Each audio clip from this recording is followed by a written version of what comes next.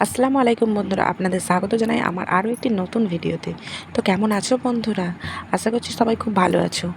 তো আমি মায়েদের বাড়িতে এসেছিলাম, এই ব্লগটা দিতে আপনাদের কাছে একটু দেরি হয়ে গেল। তো কিছু মনে না করে ভিডিওটা একটু দেখে নিও। তো সকালে উঠেই আমি একটু পানি খেয়ে নিলাম।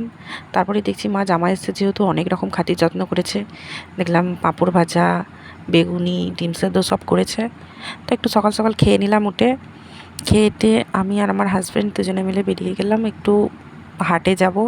মায়ের এখানে সেদিন হাট ছিল, হাটটা একটু সব কিছু মাছ ফাছ পাওয়া যায় বলে ভাবলাম একটু ঘুরে আসি গিয়ে। আর এই যে সুন্দর প্রাকৃতিক দৃশ্য দেখতে দেখতে গেলাম, সবুজ যে ধানের মাঠগুলো এত সুন্দর লাগে দেখতে। তো দেখে নিয়ে আমরা বেরিয়ে পড়লাম হাটে। এসে এখানে একটা কাকু দেখছি শুকটি মাছ বিক্রি করছে। এই শুকটি মাছগুলো একটু নিয়ে নিলাম অল্প করে, বাড়ির জন্য নিয়ে আসবো বলে। তো শুকটি মাছ দেখে একটু বেরিয়ে যেতেই দেখছি কাঁকড়া। আমি খুঁজছিলাম যে সমুদ্রের যে কাঁকড়াগুলো হয় ওগুলো খেতে বেশি ভালো লাগে, তারপরে দেখলাম যে না, এগুলো যে মাঠ কাঁকড়া হয় সেগুলো আছে। তো এগুলো একটু অল্প করে নিয়েছিলাম, ভাবলাম দেখি প্রথম কেমন খেতে, আগে কোনো দিন খাইনি।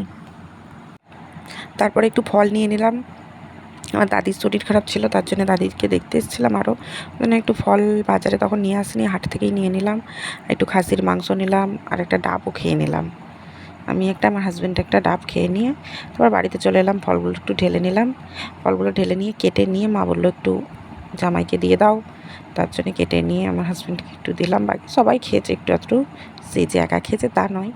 তারপরে মিষ্টি ছিল আর যেসব নাস্তা ছিল সব দিল, মা বললো খাই দিয়ে দিতে। তারপর একটু চিংড়ি মাছ নিয়েছিলাম। যেহেতু হাটে কিছু কেনার মতো সেরকম আমার উদ্দেশ্য ছিল না, অনেক দিন হাটটা দেখিনি, তার জন্য আরও গেলাম গিয়ে একটু দেখে ঘুরে আসবো ভেবে। ওই যে এগুলো সব নিয়ে নিলাম। তারপরে মা বললো খাসির মাংসটা আজকে নাকি পাঁটা মশলা দিয়ে করবে। তো তার জন্য মা দেখছি এখানে জিরে বাটতে বসে পড়লো। মা বললো জিরেটা আমি সিলে বেটে দিচ্ছি। মা জিরেটা বাটছিল ততক্ষণ আমাকে বললো একটু ছাদে গাছে, মানে আমাদের গাছে লঙ্কা হয়েছিল, অনেকগুলো পাকা লঙ্কা হয়েছিল, বললো সেগুলো তুলে আনতে যেতে, মানে লঙ্কা বাটা দিলে নাকি আরও টেস্ট হবে।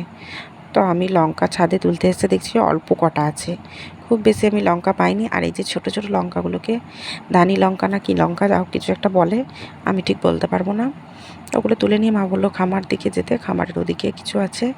তো তারপরে আমি গেলাম, একটু গিয়ে দেখছি মা এখানে আবার একটা বাগান করে বসে আছে, কিছু গাছ লাগিয়েছে অল্প করে, এখনও সেভাবে গাছগুলো ঠিক হয়নি, কারণ শীতে একটু সবজি লাগাবে বলে ওখানটা মাটিটা সমান করে ওখানটা দেখলাম ঘিরে নিয়েছে। তারপরে এখানে আরেকটা গাছে বললো, দেখলাম যে পেয়ারা হয়েছে, প্রচুর পেয়ারা ধরেছিল, কিন্তু একটাও আমি পারতে পারিনি। তো তারপরে এই যে লঙ্কাগুলো তুলে নিচ্ছি, লঙ্কা এই গাছটায় প্রচুর লঙ্কা পেকেছিল, লঙ্কাগুলো তুলে নিয়ে এসে মাকে দিলাম। মাকে বললাম তুমি বাটো, এই যা পেয়েছি এ দিয়েই করো। আর এই লঙ্কাগুলো দেখতে ছোটো হলে কী হবে, প্রচুর ঝাল এই লঙ্কাগুলোতে। তো মানুষ সব বাটাবুটি করে নিল, আদা রসুন সব সিলেতে বাটছিল। আর মাকে বললাম আমি যেহেতু এসব বাটাবুটিতে একটু কাঁচা, তো তুমিই বাটো। তারপরে মা দেখলাম আমাকে বললো তুই মশলাটা মাখিয়ে দে মাংসটাই। আমি হচ্ছে খাসির মাংসে পুরো মশলাটা মাখিয়ে চিংড়ি মাছটাকে ভেজে ফেললাম। তো চিংড়ি মাছটা অল্প নিয়েছিলাম, আমার মেয়ে চিংড়ি মাছটা খেতে বেশি ভালোবাসে বলে ওকে একটু চিংড়ি মাছটা ভেজে দিলাম, বাকি সবাই খেয়েছি। তারপরে যে কাঁকড়াটাও হয়ে গেছে, কাঁকড়াটাও শুধু খেয়ে নিয়েছি তখন, যেহেতু বাড়িতে থাকলে সবাই যা হয় একটু একটু। তারপরে মা বললো একটু খামারের দিকে যাবে, কি দরকার ছিল, আমাকে বললো চ একটু মায়ের সাথে গেলাম। মায়ের বাড়ি এলে মায়ের পিছু পিছু করতে খুবই ভালো লাগে। তারপরে গোসল টোসল করে সব খাবার দিয়ে দিয়েছে মা, খাবার নিয়ে বসে পড়েছে, যেহেতু চলে যাব থাকবো না, তাই বেশি দেরি করতে মা বারণ করলো, বললো তাড়াতাড়ি করে খেয়ে নে, তারপর একটু রেস্ট নিয়ে বেরোতে পারবি।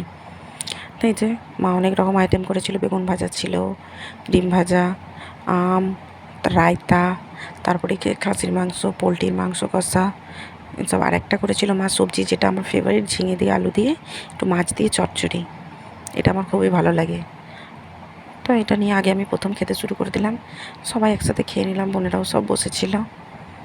তো খাওয়া দাওয়া করে নিয়ে আর বেশি লেট করিনি, কারণ আমরা জানি আমরা বেরোবো, আমাদের লেট হয়ে যাবে, তাই তাড়াতাড়ি করে আব্বাকে বললাম একটু শাক কেটে দাও, কারণ আমি কুমড়ো শাকটা একটু নিয়ে যাব বলে দেখলাম পুকুরের ধারে কুমড়ো শাকটা হয়েছে। মা বললো পুকুর ধার থেকে তোর আব্বা গিয়ে কেটে দেবে, তার জন্যই আব্বাকে বললাম যে তুমি কেটে দাও।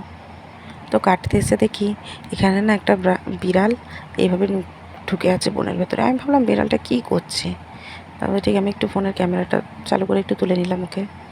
তারপরে আমার মেয়ে চলে গেল ছাদে, আরেকটা পাশের বাড়ি ছিল, ও একসাথেই খেলছিল ওর সাথে।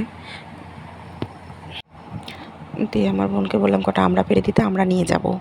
তা আমরা পাড়তে এসে দেখছি এখানে মালবেরি গাছটায় কত মালবেরি পেকেছে, কিন্তু আবার কিছু কিছু মালবেরিগুলো দেখছি মানে পাখিতে খেয়ে নিচ্ছে একটু রং হতেই। আমার মেয়ে দেখছি এভাবে আবার খেলতে লেগে গেল আমড়াগুলো নিয়ে। ওরা দুজনে এভাবে খেলতে খেলতে অনেকগুলো আমরা পেড়ে দিয়েছিল।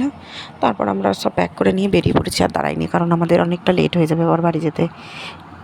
আবার বৃষ্টি হচ্ছে চারিধারে, কখন বৃষ্টি নেমে যায়। তো তাড়াতাড়ি করে বেরিয়ে পড়লাম।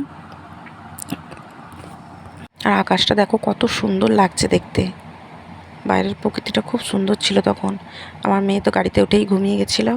তারপরে উঠে বলছে ফুচকা খাবো, তার জন্য একটা ফুচকা গাড়ির কাছে দাঁড়িয়ে দুজনেই ফুচকা খেয়ে নিলাম।